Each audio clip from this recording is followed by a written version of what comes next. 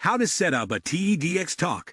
I recently gave my first TEDx Talk. This is a breakdown of how I did it.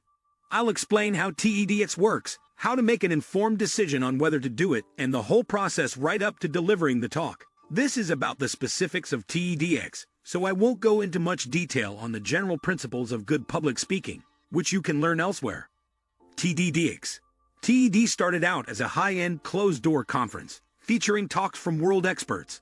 Eventually, the organizers decided to publish the talks online, and it became a global brand. The brand extended further with the creation of TEDx. TEDx events are local and independently organized, but with strict rules to preserve the TED brand and audience experience. There are various types of TEDx events, with different emphases. Although the bar to speak at TED itself is much higher, TEDx is still part of the TED brand and enjoys a high profile as a result. Do you have an idea worth sharing? TEDx is all about ideas worth sharing, which means ideas that are in the audience's interest and which they will remember and talk about. As is made clear in their speaker guide, an idea worth sharing is not a story or a list of facts. It's like a cut diamond, crystal clear, refined, and memorable. The process begins with defining your idea and figuring out whether it's worth sharing. If it's a collection of travel anecdotes or a rambling monologue about your startup, that's not good enough. A good idea might prompt your audience to look at something differently or take a step towards personal growth or improved performance. Just bear in mind that some topics are off limits. More about that below. Here are some examples of great talks, starting with a very simple one. Your idea does not need to be earth-shatteringly profound. It just needs to be clear and worth sharing. TED is a big global brand, and again, if you have an idea worth sharing, doing a TEDx Talk can be a real boost to your speaking credentials. However, there are some things to bear in mind. First of all, you need to decide if it's right for you. Why you should do a TEDx Talk.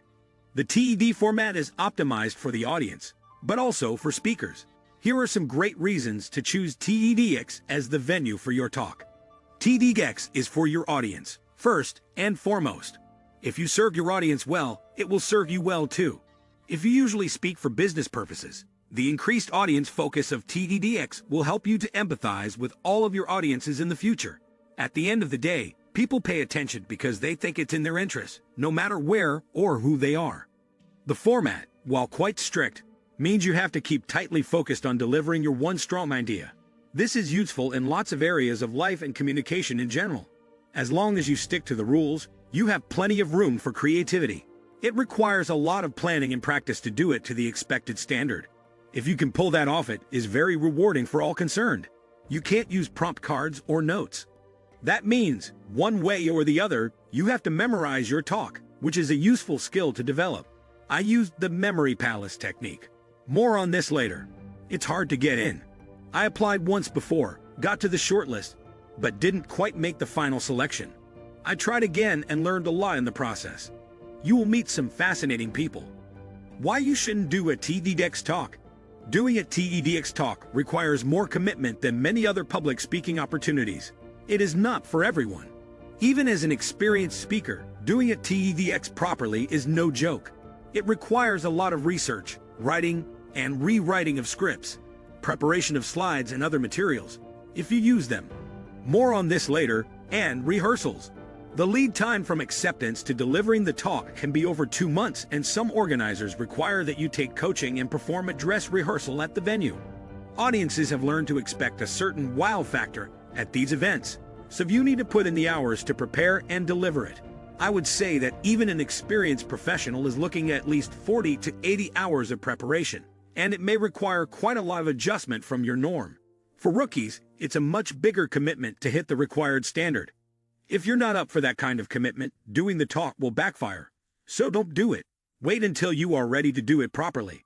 The difference between speakers who prepared rigorously and those who haven't is blindingly and embarrassingly obvious. Don't fall into the second category.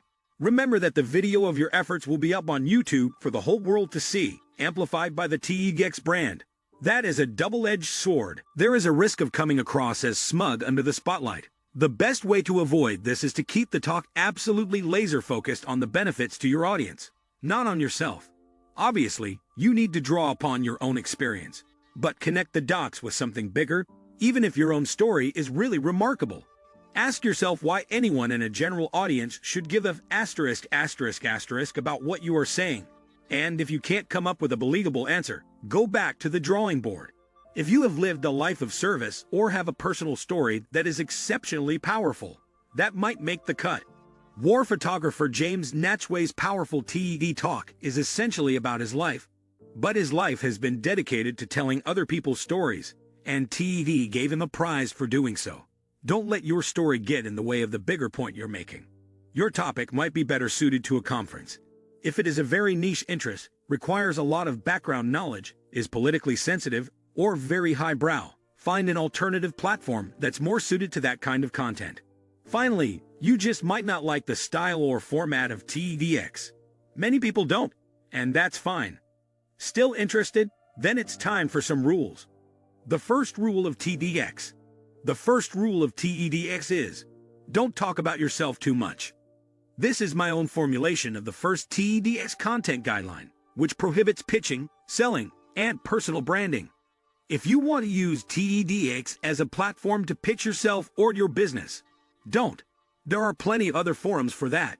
Obviously, you need to be an expert on your topic and draw on your own expertise and experience. But if you stroke your own ego or push your own agenda too much, it will backfire. TEDx is not a soapbox. TEDx is not a soapbox. Political platforming, religious or spiritual proselytizing, and talks about drug-induced epiphanies, or combinations of these themes, are not allowed, so steer clear of these. And finally, don't misuse language about quantum physics. In case you were tempted to do that, apparently, quite a lot of people do. You can see the organizer's content guidelines in full here. The organizer's perspective. It's well worth having a look at the rules the organizers have to follow themselves. It will give you a helpful perspective on their constraints and how you can best work with them. Criticisms of TEDx. To be aware of TED and TEDx have taken some flack for being too lightweight, and I believe this criticism is partially justified. It's important to understand that TED and TEDx are supposed to be easy to digest, without being trivial, inane, or irrelevant. That's sometimes a difficult balance to strike. TEDx guidelines stipulate that speakers should be experts in their fields. You will be vetted, and claims you make in your proposed talk will be fact-checked, especially if they contain science or stats. This is presumably a partial response to critiques, such as this one, that early TED Talks were sometimes platforms for spurious claims. There's definitely a place for beginner's guides and bite-sized ideas worth sharing, and that's the realm occupied by TED and TEDx. If you want to present a deeply nuanced argument, find another forum, such as a conference, keynote, or panel discussion, as I do. What do you think of our video? Let me know in the comments section below. Before you go, please hit the like button and subscribe to my channel. Thanks for watching.